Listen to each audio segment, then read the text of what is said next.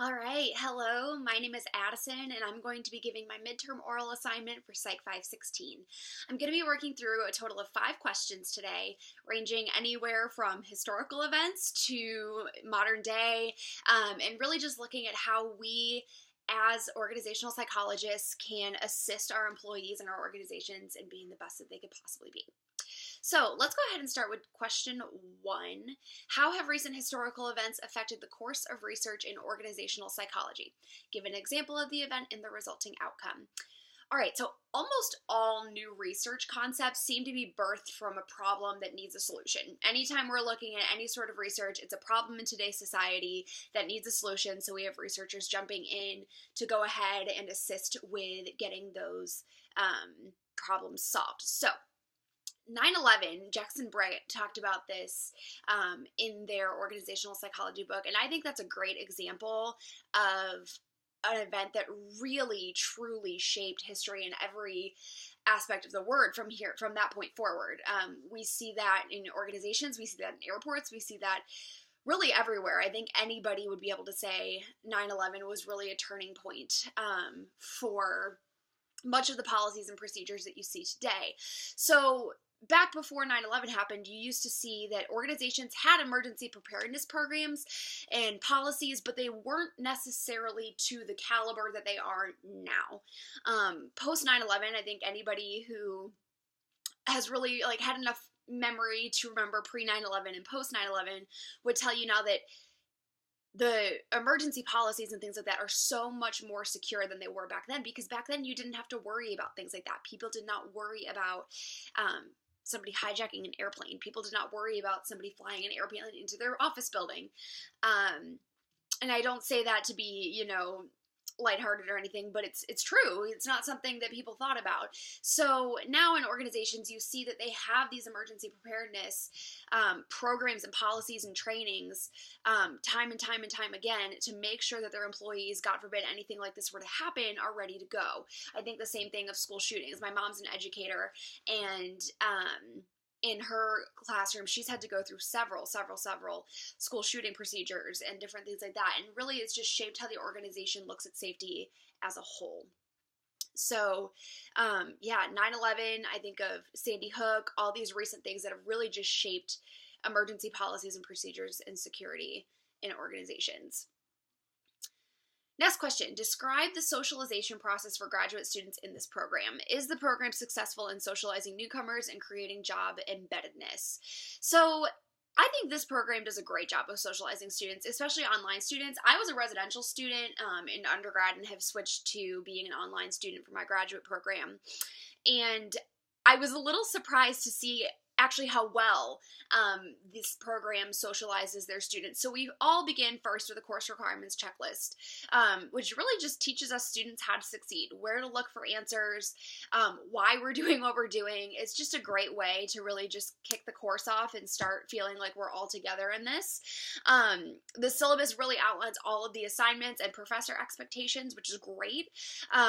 One of my favorite things is the discussion board introductions that we all do, where everybody introduces themselves, says where they're from, what they do for a living, etc., etc. It lets you virtually meet classmates. It kind of gives, stories and names and faces to the names on the page that you see each class. Something else that they do is they give examples of each assignment, and I think that's really great because it allows us to know what we are supposed to do, what we're expected to do.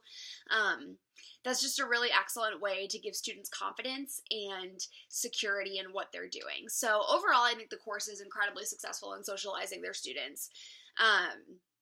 The only thing I wish we could change is that we could have this face-to-face component with everyone, but of course that's a challenge with everyone being all over the country, if not the world. All right.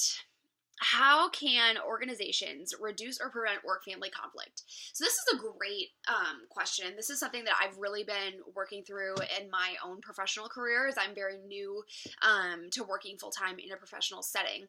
So they can have policies in place. Supervisors can have policies in place. Organizations can have policies in place that really encourage healthy work-family dynamics. And I'm not married, I don't have kids, but even in my own life, having those policies in place has allowed me to really just focus on myself at home and my program and doing what I need to do as an individual so that whenever I go into work, I'm feeling refreshed and ready to go for the day. So, we actually have a policy in my office. My supervisor is incredibly strict about this. And at first I was like, I don't understand why he's being so strict, but now I do, and it's intentional, is we have a policy that you are to do minimal, if not no work after hours. So after 5 p.m., no work.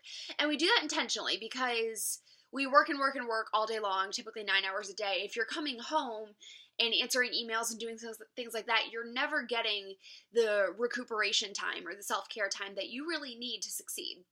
So that's something that we're really strict about in my office.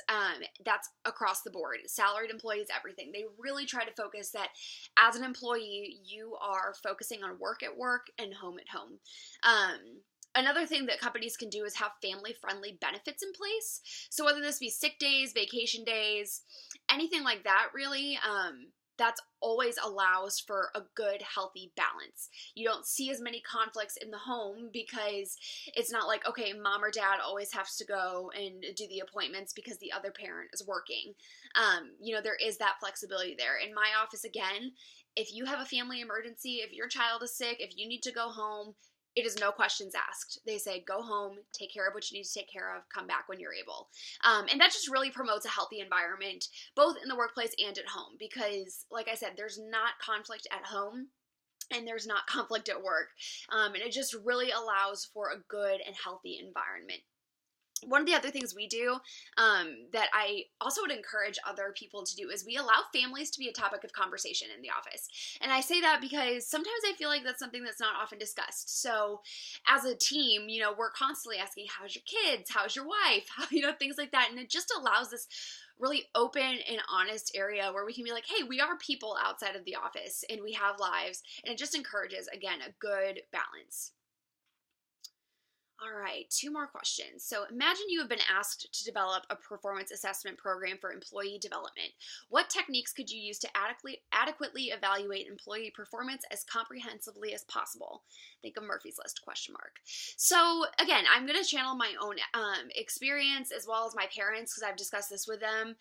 Both of my parents are educators. So in my own experience, we have several ways of kind of measuring job performance, if you will. So first and foremost is observation. I work in employer relations, which basically means I recruit recruiters. So I'm on the phone all day long, I'm emailing, I'm doing things like that. My boss is looped in on emails, he sits in with me on phone calls, he listens to how I'm interacting with my employers, how I'm conversing with them, what I'm doing to really encourage and facilitate relationships with them.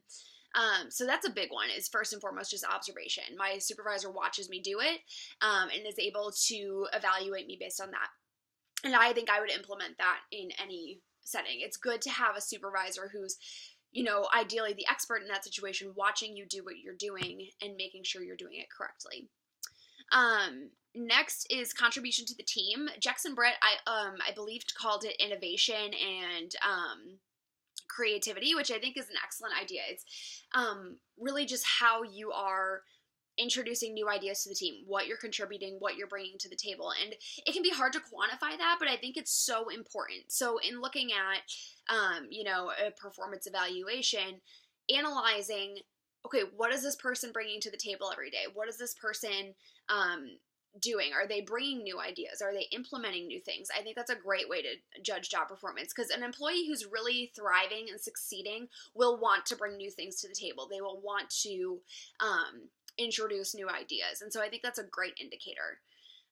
Metrics, obviously, again, for my office, it's how many employers you're speaking with. It's how many employers you get to come to job fairs, several different things. And I think that's always a good key performance indicator when it comes to job performance, especially if you're in a profession where you can tangibly measure something.